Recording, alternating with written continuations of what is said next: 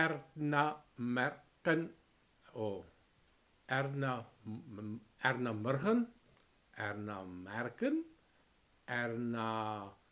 oh my word, can't I just make something that's easy? Good evening and welcome to the Whisky Lover Society with me, Ardnamurchan, and tonight we are looking at the Ardnamurchan AD 721, batch 5, so 7 April of 2021, batch 5 edition. It is bottled at 46.8% ABV, so I like that idea of a little bit of a higher ABV. We are also natural color, non-chill filtered. It is done by the Ardnamurchan distillery, which of course is owned by Adelphi Distilleries, and peated and unpeated barley with a 50-50% ratio with a little bit of digging, and of course there was about 19, just under 20,000 bottles that was produced. So of course if you go out, I'm sure you will still find it somewhere. It was quite easy for me to find online as well. And cost, this one will cost around €50 in Europe, but I'm sure with a little bit of searching, I'm sure you'll find it cheaper somewhere else.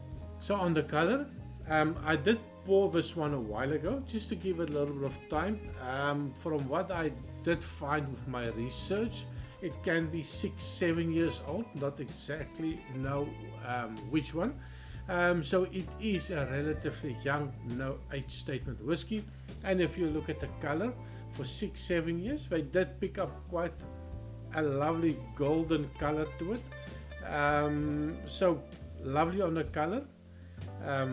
If I give it a little bit of a twirl in the glass, there is a little bit of legs forming, but very fast, so not a very viscous one.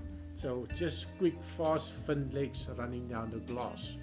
So that's on the nose. Cheers. Now the nose for me is absolutely fantastic.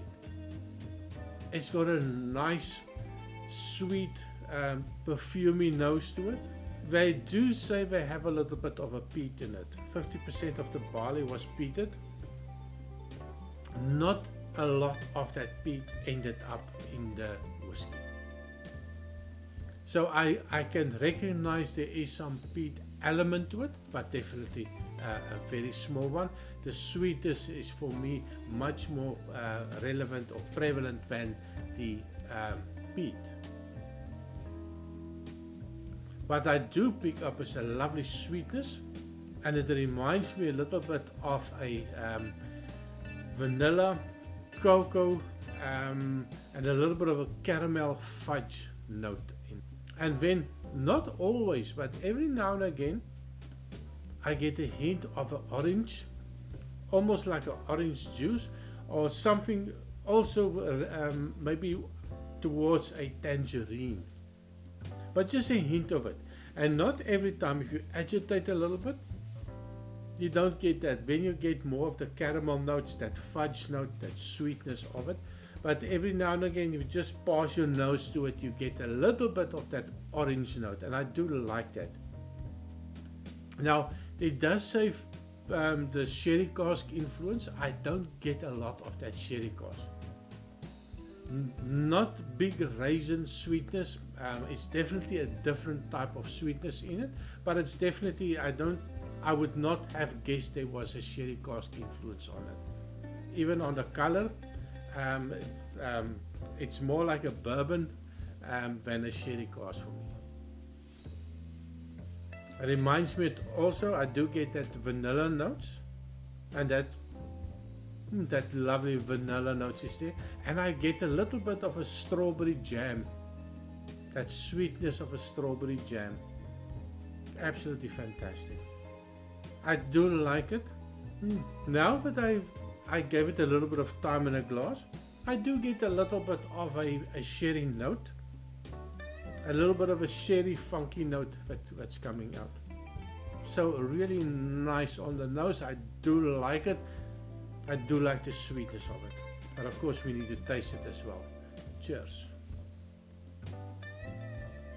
First thing that I get is that lovely sweetness, and then immediately after that sweet initial take, I get a little bit of a spicy alcohol, which I was a little bit surprised. 46.8 is high, but it feels a little bit higher than that for me, maybe 48%. It doesn't have that normal alcohol burn, that alcohol evaporation when you have something that's about 50%. But what I do pick up is that oakiness coming in, the sweetness in it, and at the back I get a little bit of a smoke, but really right at the back. It's you have to go look for the smoke or the peat on this one. Let me just give it one more time. It's a little bit strange.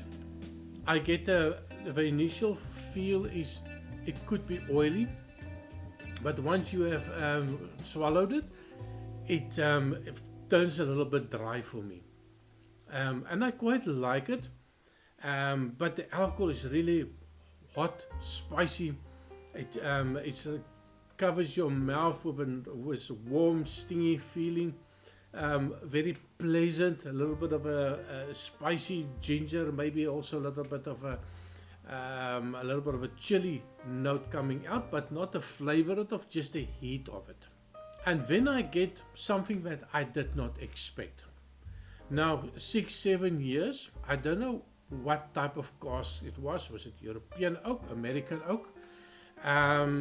Especially with the sherry influence. Now some of the sherry cask or European cask can give a lot of the tannins, a little bit of a bitter note coming out, the dark chocolate note, the espresso notes and things like that. For me it's a little bit just of a bitter note, but I was a little bit surprised with that one. Let me just try again. And that bitter note seems to be building up a little bit. Every time I go back, it's definitely more and more of that oakiness coming in. I really did not expect that. Not a big fan of that.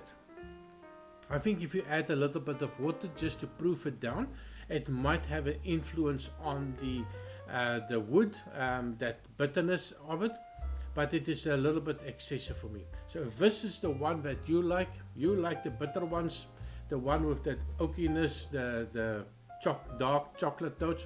Well, I never get that reference, because the dark chocolates that I get here in Belgium, the 90% cocoa, definitely there is a hint of a bitterness in it, but it is definitely not comparable to what is in this glass. So even now, if I go back on the nose, it does feel a little bit more spicy for me now, and a little bit of a chocolate note.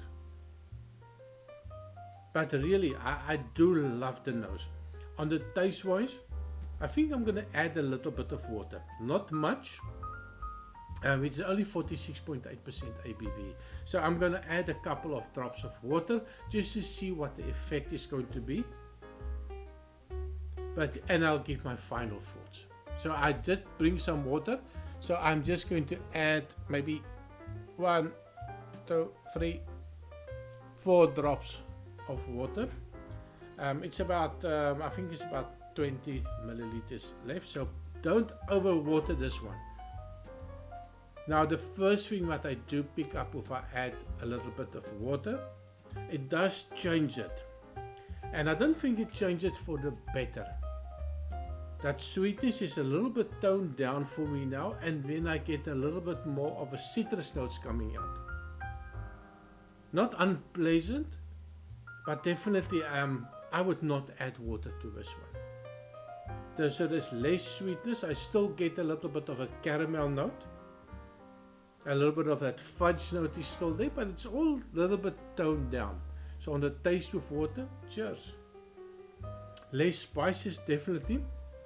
And less oak as well. So that is a good thing for me.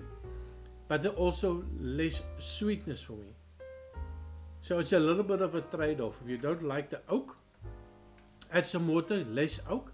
But of course it will also make the sweetness less. I think you do lose a lot of the flavor notes when you add the water. So in the end, I think this one is definitely for somebody that like the sweetness of the nose, but not so much the sweetness on the taste. The sweetness is there, but you have that oaky component that balances out the sweetness. For me, a little bit too much on the second and third and fourth sip. Just want to make sure. It builds up to a certain level of the oak, and then it seems to level off. And if you just keep on adding that, let me just make sure.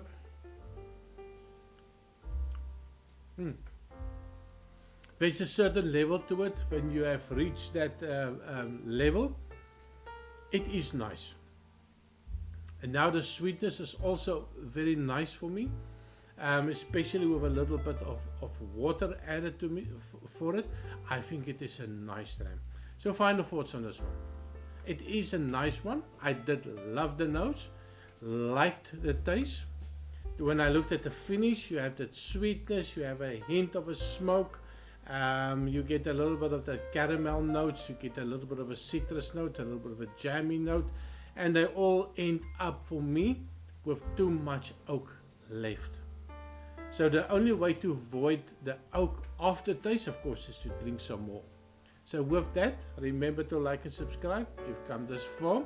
Thank you very much for all the subscribers and the people that made comments on my previous videos. I try to reply on all the comments. I like to hear your thoughts on this whiskey, the Ardnamurchan AD 7 2021 batch 5.